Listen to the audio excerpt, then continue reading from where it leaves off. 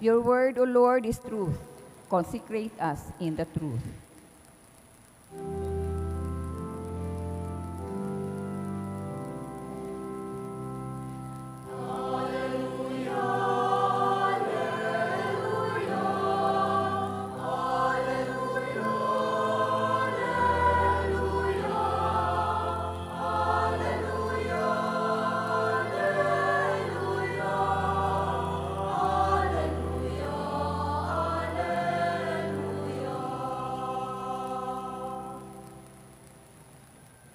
The Lord be with you. And with your spirit. A reading from the Holy Gospel according to Mark. Glory to you, O Lord.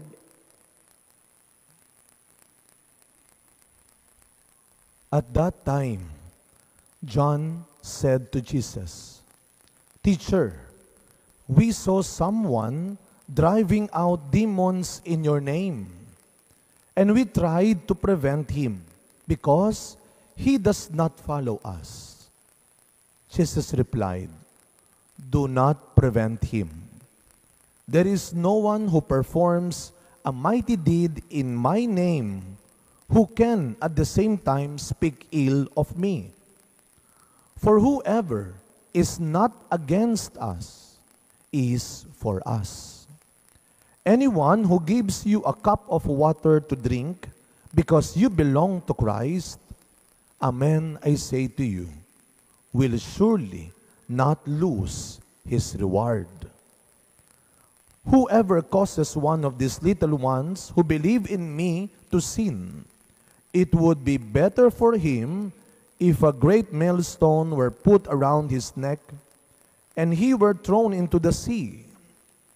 If your hand causes you to sin, cut it off. It is better for you to enter into life maimed than with two hands to go into Gehenna, into the unquenchable fire. And if your foot causes you to sin, cut it off. It is better for you to enter into life crippled than with 2 feet to be thrown into Gehenna. And if your eye causes you to sin, pluck it out. Better for you to enter into the kingdom of God with one eye than with 2 eyes to be thrown into Gehenna, where their worm does not die and the fire is not quenched." My dear friends, the Gospel of the Lord. Praise to you, Lord Jesus Christ. Good morning po sa inyong lahat. Pakibati po muna ang katabi ninyo ng good morning. We are now on the 26th Sunday in Ordinary Time, and mga kapatid, ito na po ang huling linggo ng September. So patapos na po ang first bare month of the year. Napakabilis so parang kakasimula pa lamang ng September. Ayan, at hinihila na ang pagtatapos ng taon na ito. Now, of course, tuwing may matatapos, at the end of the day, at the end of the week, at the end of the month, at the end of the year, laging merong evaluation. No? Dapat meron tayo, marunong tayo magganon. Kaya nga, tayong mga Katoliko rin, tinuturuan tayo ng tinatawag na examination of conscience. When we were studying in the seminary sa San Carlos, yung aming pong part ng night prayer, every night, there is this part na tinatawag naming examination of conscience. Well, actually, tuwing magmimisa tayo, meron nun. Yung Lord have mercy, Christ have mercy, Lord have mercy. Examination of conscience. Tinuturuan tayo, mag-evaluate tayo. Ngayon, kung i-evaluate ho natin ang patapos ng buwan na ito ng September, bukod sa mga bagong life lesson na natutunan mo, ano naman kayang lesson ang naituro mo? Bukod sa mga aral ng buhay na natutunan mo, ano namang aral sa buhay ang naituro mo? Bukod sa mga na-achieve mo, nakuha mo ngayong buwan, meron ka naman bang naibigay ngayong buwan? Sa panahon po ngayon ng tinatawag natin na usong-uso ang mga social influencer. Pag sinabing influencer, meron kang naidudulot sa iba. Saan mo nahahatak yung mga kasama mo? Saan mo nadadala yung ibang tao? Influencer, ikaw ay mayroong nagagawa sa iba. Kaya kung titignan ho natin ang mga pagbasa natin ngayon, parang ito ang tanong sa atin ng Panginoon. Anong klaseng impluensya ka sa ibang tao? Alam mo ninyo, sa unang pagbasa, narinig natin ang pagtawag. Ito, matutuwa ho nito ang ating mga senior citizens. Dahil ang bida sa unang pagbasa ay mga may edad. Hindi lang dahil sa pangalan nila ay si Meldad at Eldad, kundi ang mga may edad, 70 matatanda, ang tinawag, ang pinili, ang binasbasan upang magmisyon, magpahayag. Kaya nga po yung pagiging mabuting impluensya, hindi lang yan nakasalalay sa mga kung sino ang mas bata, mas matalino, mas mayaman, mas may pinag-aralan, mas kilala. Hindi. Lahat tayo. Bilang mga binyagang Kristiyano-Katoliko, lahat tayo ay binasbasan, biniyayaan. Ngayon, ang tanong natin ay paano natin ginagamit ang biyaya, ang katangian, ang kabutihang binigay ng Diyos sa atin. Kaya may babala ang ating ikalawang pagbasa, si Santiago. Anong sabi ni Santiago? Meron siyang tinukoy. Kayong mga mayayaman, sinasamantala nyo ang kahinaan ng iba, inaabuso ninyo ang kapangyarihang meron kayo, mananagot kayo sa akin. Kaya nga, anumang biyayang tinanggap natin, ang tawag sa ating lahat, stewards. Tagapangalaga ng biyaya. Ngayon ang tanong, paano mo ginagamit? Saan mo ginagamit yung natanggap mong katalinuhan? Saan mo ginagamit yung natanggap mong talento? Saan mo ginagamit yung natanggap mong biyaya? Gumanda na ang negosyo mo. Gumanda na ang katayuan mo sa buhay. Nakapag-abroad ka na, umasenso ka na, nakapagtapos ka na. O ngayon ang susunod na tanong, what is next? Anong gagawin mo dyan? Paano mo ngayong gagamitin yan upang ikaw ay maging mabuting impluensya? Kaya ho, lahat tayo ay tinatawag ng Panginoon. Sabi ng ating Ebanghelyo, nagulat si Kristo sa kanyang mga alagad kay Juan. Sabi ni Juan, Panginoon, may nakita ko nagpapalayas ng demonyo. Pagbabawalan ko na sana eh. Anong sabi ni Kristo? Huwag mong pagbawalan.